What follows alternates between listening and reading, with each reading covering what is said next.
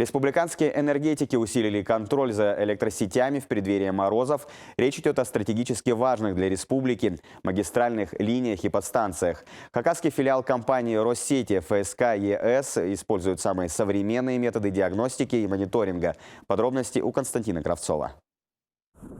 Электромонтер Константин Мартьянов готовится к полету. Мгновение и небольшой дрон оживает жужжа. Вот так дистанционно энергетики компании Россети ФСК ЕС теперь могут оценивать состояние линий. Аппарат универсальный. Обследование можно вести со скоростью или зависая над нужной точкой. Главное, дрон с закрепленной камерой с легкостью покажет те места, куда человеку или автомобилю добраться непросто. Полет проходит на безопасном расстоянии от проводов и опор ВЛ, поэтому не требуется снятие напряжения, то есть это ускоряет процесс работы.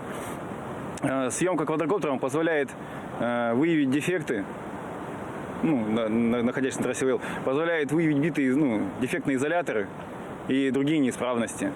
За состоянием оборудования энергетики хакасского предприятия магистральных сетей следят круглосуточно. И не только с воздуха. У них есть целая передвижная лаборатория. Определить неисправность специалисты могут на расстоянии с помощью нового тепловизора. Простым наведением прибор покажет характер и степень дефекта. Все это позволяет более точно и оперативно работать, при этом не отключая энергообъекты, как было раньше. Ремонтная программа 2021 года в регионе выполнена на 100%.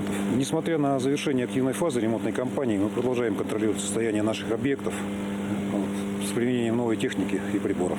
Энергетики заявляют, с таким вооружением и методами электроснабжения предприятий и жителей республики будет максимально надежным и не только зимой, круглый год. Константин Кравцов, Игорь Брюханов, Вести, Хакасия.